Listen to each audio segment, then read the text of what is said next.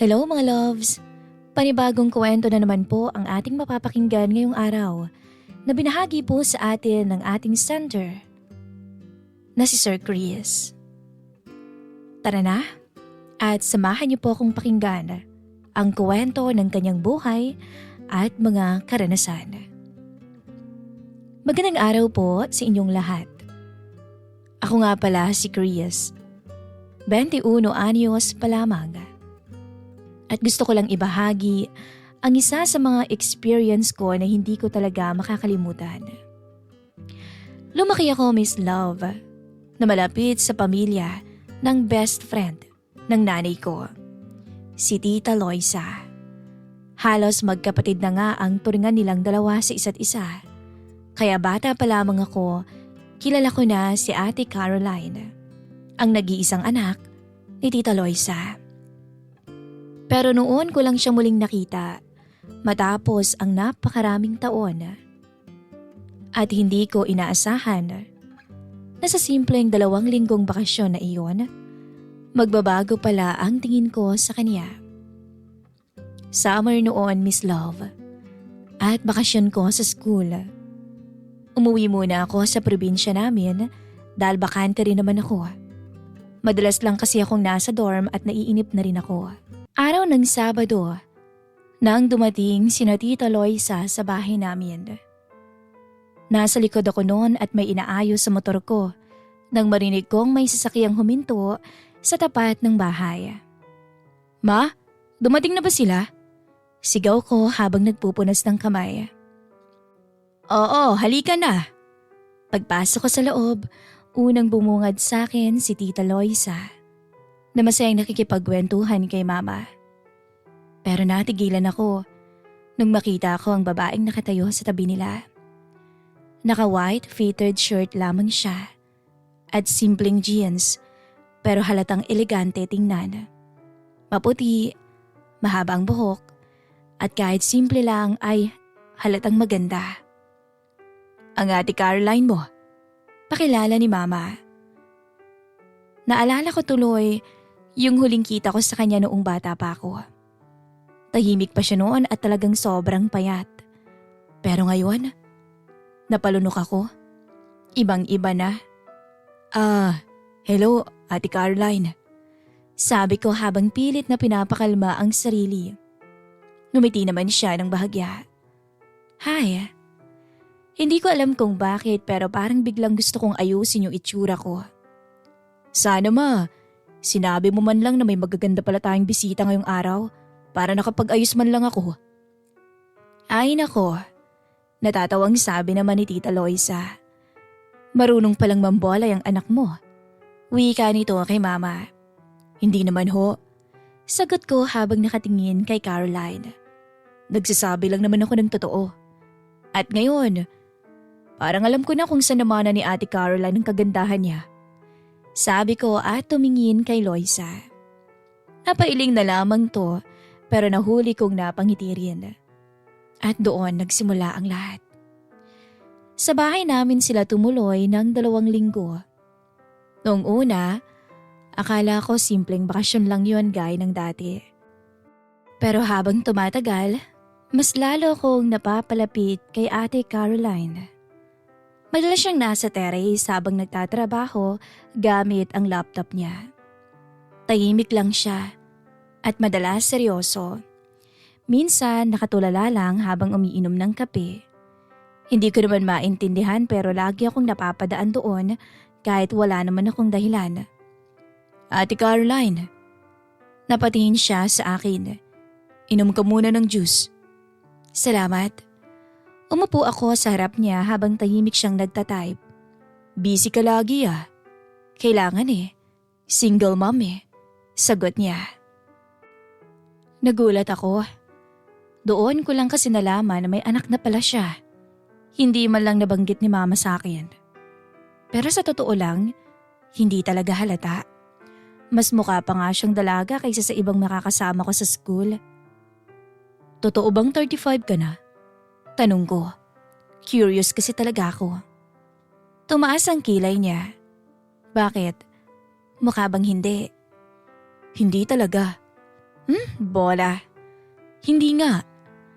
Napailing siya pero napansin kong napangiti ulit siya. At doon, parang gusto kong lagi siyang makitang nakangiti. Kinabukasan, nagaya si Mama na mag-ilog kaming lahat. Kasama namin ang ilang mga pamangkin ko habang si Ate Caroline naman nakaupo lang sa gilid hawak ang phone niya. Ate, ayaw mo bang maligo? Ayoko, Chris. Dito na lang ako. Takot ka ba? Hindi siya sumagot agad at nakapangiti lang. Tinatamad lang ako. Lumapit ako sa kanya habang basa ako. Tara na kasi. Ayoko nga. Hindi ko alam kung anong pumasok sa isip ko pero bigla akong hinawakan ng kamay niya. Chris? Nagtawanan agad yung mga kasama namin habang pilit ko siyang inihila papunta sa tubig. Bitawan mo nga ako, ano ka ba? Ayoko nga. Paano ka mag-i-enjoy sa bakasyon yan? Puro cellphone ang ginagawa mo. Makulit ka talaga. Hindi ko napigilang matawa nang makita kong natawa na rin siya. At sa totoo lang, noon ko lang siya nakitang ganoon kasaya. Parang biglang gumaan ang araw niya. Parang nawala yung lungkot na lagi kong napapansin sa mga mata niya. At habang nasa ilog kami, hindi ko maiwasang mapatitig sa kanya. Simple lang naman yung suot niya eh. Sando at short. Pero lalo kong nakita ang ganda niya. Ang kinis at ang kaputian niya na parang lumiliwanag sa tubig. Napalunok ako habang ang mata ko ay hindi maalis sa kanya. At doon ko unang naramdaman yung kaba na hindi ko maipaliwanag. Hindi siya basta ate lang sa paningin ko. At alam kong delikado yun. Kinagabihan, nadatnan ko siyang mag-isang nakaupo sa terrace habang nagpapahangin. Tahimik ang paligid. Nagkakape ako at dinalhan ko rin siya. Hindi ka pa natutulog? Hindi pa? Tahimik akong umupo sa tabi niya. Saglit kaming walang imikan. Hanggang sa kusa akong napangiti habang nakatingin sa kanya. Alam mo, bagay sa'yo pag nakangiti ka. Napatingin siya sa akin. Kanina ka pa ha? Totoo naman eh. Baka naman kasi lahat ng babae sinasabihan mo niyan. Hindi ah. Huminga ako ng malalim bago nagsalita. Actually, crush na kaya kita noon pa. Natawa siya kaagad. Bata ka pa talaga. Hindi naman ako nagbibiro eh. Unti-unting nawala yung ngiti niya nung makita niyang seryoso ako. Chris, alam ko namang mas matanda ka sa akin. Oh, aba, aware ka naman pala eh. Ngumiti ako. Pero wala naman akong pakialam doon. Hindi siya agad nakasagot. Tahimik lang siyang nakatingin sa malayo habang tinatangay ng hangin ang buhok niya. At habang nakatingin ako sa kanya ng gabing iyon, doon ko unang naramdaman na baka nga hindi na lang simpleng paghanga ang nararamdaman ko para sa kanya. At hindi ko alam na iyon pala ang simula ng karanasang hindi naming pareho o hindi namin pareho makakalimutan. Ilang araw na kami magkasama noon sa probinsya. Habang tumatagal, mas lalo kong nahuhulog sa kanya. Hindi lang dahil maganda siya, kundi dahil ibang klase siyang babae. Tahimik siya pero masarap kausap. Matured pero marunong makisabay sa biro. At higit sa lahat, ramdam mong mabuti siyang babae. Kaya kahit alam kong mali para sa iba ang nararamdaman ko, hindi ko na talaga mapigilan ang sarili ko. Isang hapon, nagkayayaan sina Mama at si Tita Loisa na pumunta sa bayan. May bibilhin daw silang mga gamit at baka gabihin na rin sa kakapasyal. Chris, ikaw munang bahala dito ha? Sabi ni Mama habang nagsusuot ng sapatos. Oo ma. Caroline, sama ka na kaya sa amin? Aya ni Tita Loisa. Pass muna ma. Dito na lang ako. Tatapusin ko muna yung trabaho ko. Ayos ka lang ba dito? Tanong naman ni Mama. Opo.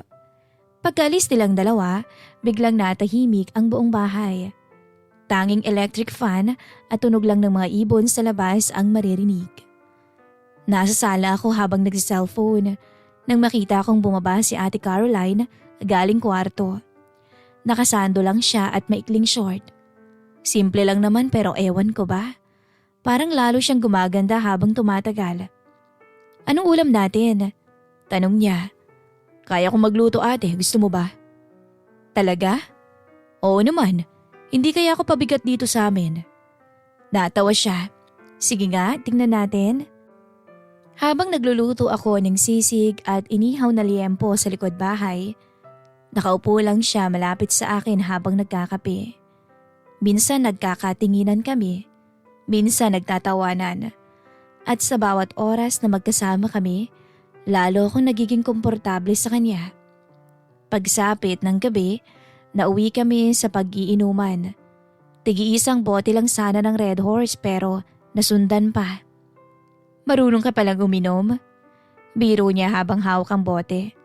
Konti lang. Konti? Pangatlong bote mo na yan ah. Mas malakas ka nga ate. Natawa siya ng mahina. Tahimik ang paligid ng mga oras na yon at malamig ang hangin. At habang magkatapat kami sa terrace, pakiramdam ko parang kaming dalawa lang ang tao sa mundo. Alam mo ate, sabi ko habang nakatingin sa kanya, ang gaan mong kausap. Talaga ba? Oo, bihira akong marinig yan ah. Bakit? Kasi madalas ang sinasabi nila, seryoso daw ako. Totoo naman yun, madalas ka naman talagang seryoso, parang walang pakialam sa paligid. Aba, nagtawanan kami hanggang sa maya-maya napunta sa mas personal ang usapan. Hindi ka na ba mag-aasawa ulit? Tanong ko. Napatingin siya sa akin. Bakit mo naman biglang natanong yan?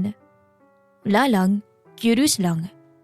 Uminom muna siya ng alak bago sumagot. Ewan ko. Bakit naman? Nasaktan na rin kasi ako noon, Chris. At natatakot na yata akong magmahal. Maganda ka. Siguradong maraming nandiligaw sa'yo. Napailing siya. Hindi naman lahat ang nandiligaw seryoso. At alam mo naman kung anong habol lamang ng iba. Pero kung akong mandiligaw sa'yo, seseryosohin kita. Bigla siyang natawa. Lasing ka na ba? Hindi ah. Totoo? Totoo. Saglit siyang natahimik habang nakatingin lang sa akin. At doon ko napansin lalo yung ganda niya sa ilalim ng ilaw. Yung buhok niyang bahagyang magulo, yung mapungay niyang mga mata, at yung simpleng santo niyang lalong nagpapakita sa natural niyang ganda. Hindi ko tuloy maiwasang mapatitig. Bakit ka nakatingin? Natatawa niyang tanong. Wala. Sinungaling. Napakamot ako sa batok ko. Sa totoo lang. Ano? Torpe talaga ako eh. Tumaas ang kilay niya. Ha? Hindi ako marunong manligaw. Talaga lang ha? Oo. Kahit 21 na ako. Wala pa talaga akong experience. Natawa siya pero hindi naman nangaasar. Para bang naaaliw lang sa akin. Hindi halata. Akala kasi ng iba babaero ako. Bakit naman wala pa? Napabuntong hininga ko. Hindi ko nga alam eh. Nahihiya kasi ako lagi. At ngayon? Ngayon, mas kinakabahan ako habang kaharap ka. Hindi ko lang pinapahalata pero grabe na kaya yung tibok ng puso ko. At tingnan mo nga tong kamay ko, malamig na malamig na. So bakit ka naman kinakabahan sa akin? Diretso akong tumingin sa kanya. Kasi nga gusto kita. Hindi ko alam kung saan ako humugot ng lakas ng loob ng mga oras na iyon. Siguro dahil na rin sa epekto ng alak. O baka matagal ko na talagang gustong sabihin yung lahat sa kanya. Caroline. Pwede ba akong umamin? Tahimik lang siyang nakatingin sa akin. Matagal na talaga kitang gusto eh. Hindi siya agad nagsalita. Naririnig ko lang yung hangin at ang mahina naming paghinga. Hindi ko rin maintindihan ang sarili ko. Dagdag ko. Kasi alam ko namang mas matanda ka sa akin. Alam kong baka mali. Pero sa tuwing kasama naman kita, parang ayoko nang matapos. Bahagya siyang napayo ko. Chris, sorry kung biglaan. Maya-maya mahina siyang napangiti. Ang kulit mo kasi eh. Natawa na ako ng bahagya. Pero bago pa ako makapagsalita ulit, nagulat ako nang maramdaman kong hinawakan niya ang kamay ko. At doon ako lalong kinabahan. Hindi ka naman pangit eh. Mahina niyang sabi. Mabait ka. Maganda nga yung katawan mo eh. At gwapo ka. Talaga? Oo naman. Tapos wala. Natawa kami pareho. Pero hindi na nawala yung titigan namin. Unti-unting lumiit ang distansya naming dalawa. Hanggang sa hindi ko na rin napigilan ang sarili ko. Maraan kong hinawakan ang kamay niya habang nakatingin sa mga mata niya. Caroline? Pwede ba kitang yakapin? Sandali siyang natigilan. Pero maya-maya, bigla siyang tumango. At doon ko siya dahan-dahang niyakap. Mahigpit at mainit. At sobrang gaan sa pakiramdam, para bang biglang tumigil ang mundo ko nung mga oras na iyon. Parang wala kaming masabi. Magkayakap lang kami habang malamig ang hangin sa paligid. Hanggang sa marahan siyang napatingin sa akin. At sa unang pagkakataon, kusa siyang ngumiti ng para lamang sa akin. Baka naman sa susunod mong request, pwede mo naman na akong halikan. Namula ako sa sinabi niya. Natawa siya sa itsura ko. Pwede nga ba? Alam mo Chris, huwag mo akong hahamunin. Ilang taon na rin akong mag-isa. Single mom, walang lalaki sa buhay. At kung katuwaan lang naman, aba, pwede kitang pagbigyan. Biglang kumabog ng malakas ang dibdib ko, Miss Love. Tulog ka ba? Napangiti siya. Basta wag dito sa labas. Doon na lang tayo sa loob niyo. Anya, sabay hila sa kamay ko. Siguro, dahil sa kalasingan, nauwi nga kami sa kwarto ni Caroline. At doon, naglapat yung labi naming dalawa. Swerte mo ha. Swerte ko? Oo. Matapos akong nabuntis, ikaw pa lang ang susunod na lalaki sa buhay ko. Swerte nga ako. Sobra, sabi ko. At doon nagsimula ang gabing tuluyan nang nagpalapit sa aming dalawa. At hindi ko yon makakalimutan. Sa kusina, sa banyo, kung saan-saan. Sinulit namin ang bawat sandali. Hanggat di umuwi sila mama, sinulit namin ang lahat. Kinabukasan, parang pareho kaming ilang ni Ate Caroline. Hindi dahil nagsisisi kami, kundi dahil pareho naming iniisip kung paano haharapin ang isa't isa matapos ang nangyari nung gabi. Maaga akong nagising noon, pero hindi ako agad lumabas ng kwarto. Hindi ko alam kung anong sasabihin ko sa kanya. Habang nakahiga ako, paulit-ulit pumabalik o bumabalik sa isip ko yung yakap namin kagabi, yung labi niya at yung nangyari. Yung paraan ng pagtingin niya sa akin, yung ngiti niya bago kami maghiwalay para matulog. Napapabuntong hininga ko. Patay. Bulong ko sa sarili ko. Mukhang hulog na yata ako. Maya-maya, narinig kong may kumatok sa pinto. Chris? Si Caroline.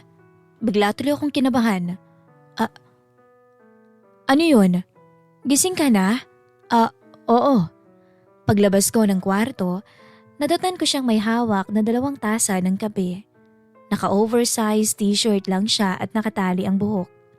Simple lang naman pero grabe. Lalo yata siyang gumaganda sa paningin ko. Kape tayo.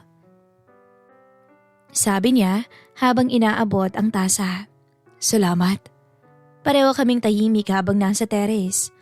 Halatang pareho kaming conscious sa isa't isa. Hanggang sa siya rin ang unang nagsalita. Siya nga pala. About kagabi. Napakamot agad ako sa ulo. Sorry ate kung naging makulit ako ha. Bigla siyang natawa. Bakit pa parang ikaw pa yung nahihiya?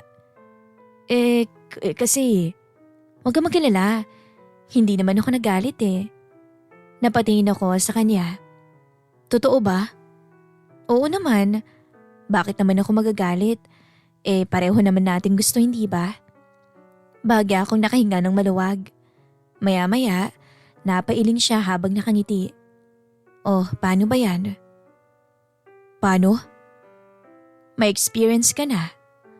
Natawa ko kaagad. Oo nga eh. Hindi pa rin talaga ako makapaniwala. Bakit? Kasi sabi mo kahapon, torpe ka, hindi ba? Torpe naman talaga. Talaga lang ha? Parang hindi naman. Napailing siya habang umiinom ng kape. At doon, naramdaman kong hindi awkward ang lahat. Sa halip, parang lalo nga kaming naging komportable sa isa't isa. Mas madalas na kaming magkatabi, mas marami ng asaran, at mas madalas na rin kaming magtitigan ng hindi na agad umiiwas. Habang tumatagal ang araw, mas lalo kong gustong makasama si Caroline. At pakiramdam ko, ganun din siya sa akin. Pagsapit ng hapon, nagyaya akong lumabas. Ate, gusto mo bang gumala tayo? Magmotor tayo. Napatingin siya sa akin. Ngayon? Oo, ipapakita ko sa iyo yung magagandang lugar dito. Hapon na. Ayos lang yun, safe naman dito eh. Nag-isip muna siya bago ngumiti. Okay, sige. Hindi ko napigilang mapangiti rin. Ilang minuto lang, nakahanda ng motor ko habang si Ate Caroline naman ay nagsusuot ng jacket. Pagsampay niya sa likod ko, bahagya akong natigilan nang maramdaman kong yumakap siya sa bewang ko. Ready? Tanong ko. Okay, ready. At umandar na nga kami. Tahimik ang kalsada. Napakalamig ng hangin.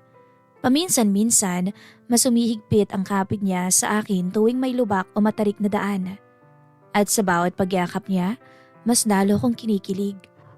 Ang ganda dito. Sabi niya habang nakatingin sa paligid.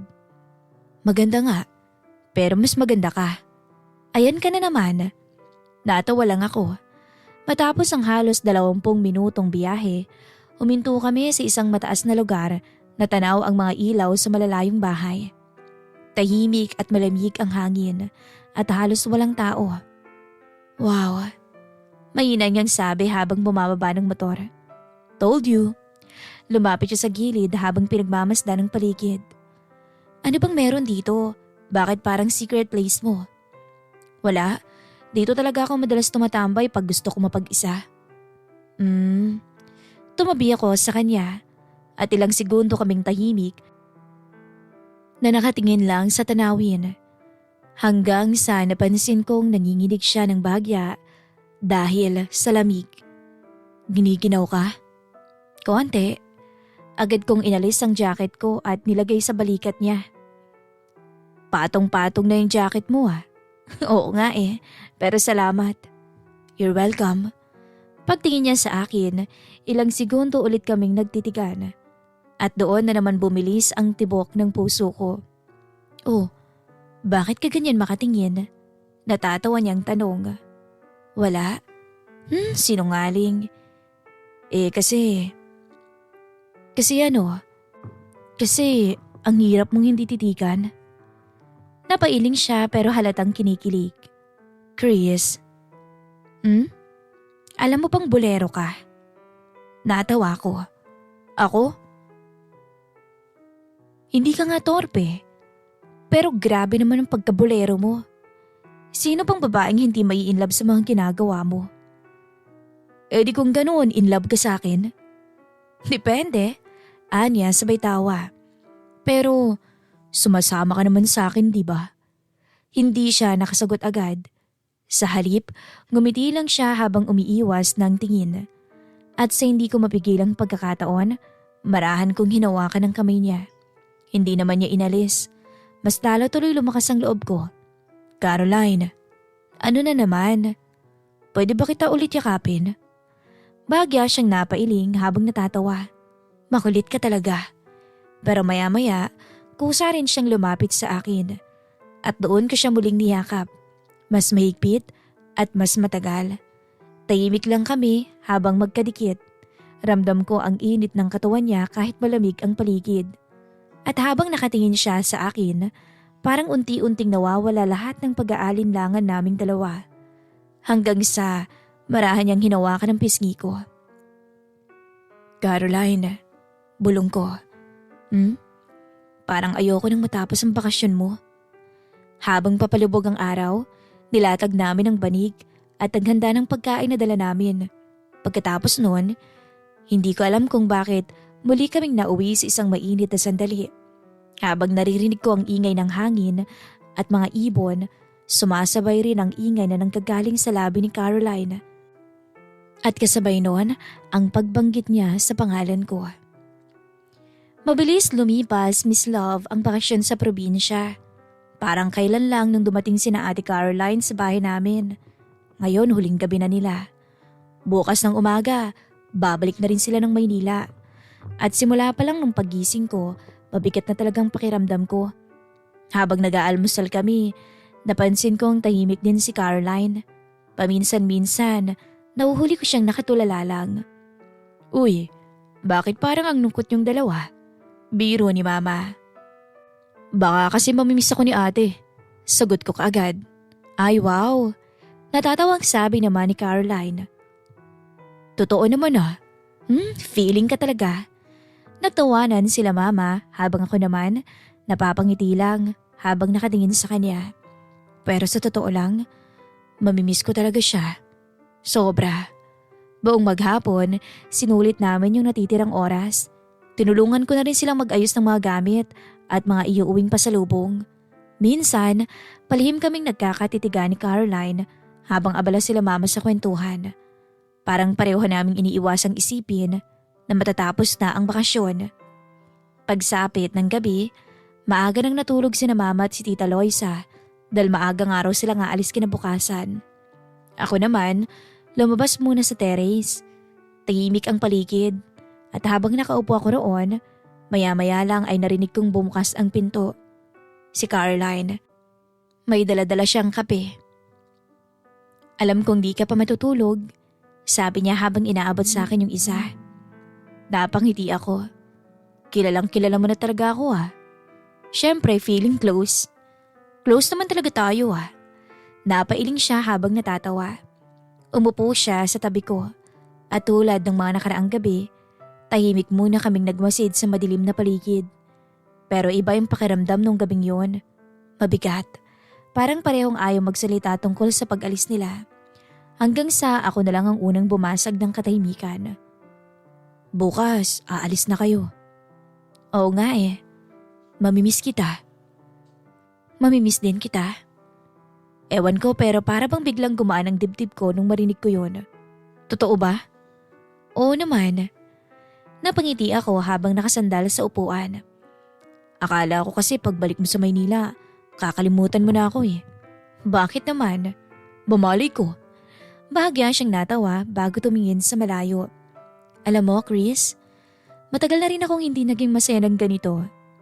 Napatingin ako dito. Talaga? Oo, simula kasi nung naging single mom ako, puro trabaho na lang. Puro responsibilidad. Tapos ngayon, napangiti siya habang tumingin sa akin. Bigla kang dumating. Naging masaya ako. Hindi ko napigilang mapangiti. Eh di ako palang dahilan. Oo, ang kulit mo. Natahimik sandali hanggang sa huminga ako ng malalim bago nagsalita. Caroline? Pagbalik ko ng Maynila, pwede ba kitang puntahan sa inyo? Bahagya siyang natigilan. Ha? After naman ng bakasyon ko dito, babalik din naman ako ng Maynila. Tapos, di pupuntahan na lang kita sa inyo? Hindi siya agad nakasagot. Parang pinag-iisipan niya. Kasi, ayoko namang matapos na lang basta-basta kung anong meron sa atin. Napayuko siya habang nakangiti. Chris, hindi ako nagbibiro. Gusto talaga kitang puntahan. Tapos lagi ka nang pupunta sa bahay.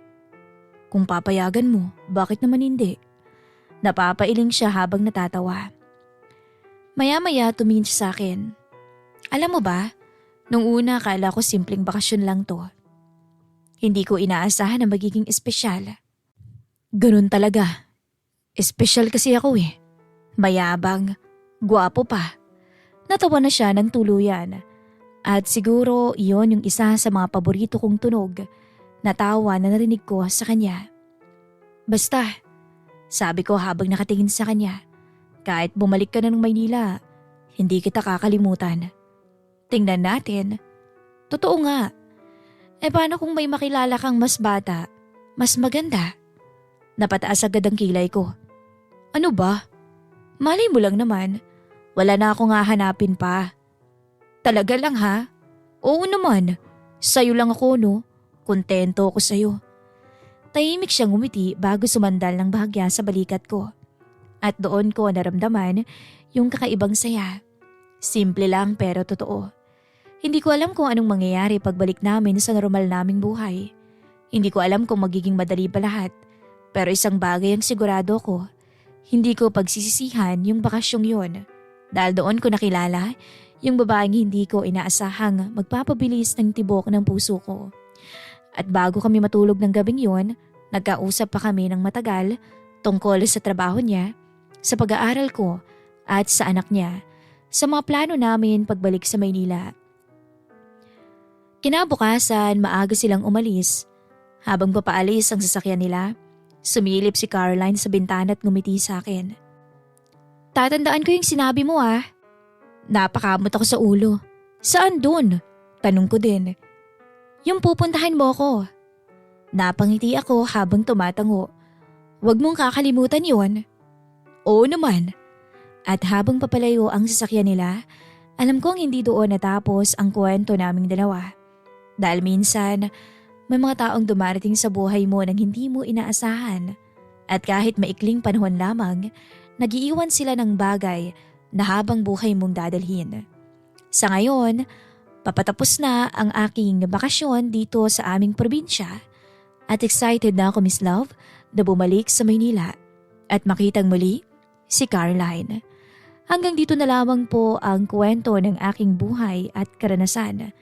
Ang 2 linggong bakasyon na hinding-hindi ko makakalimutan. Thank you so much, Miss Love, sa pag-ere po ng aking kwento.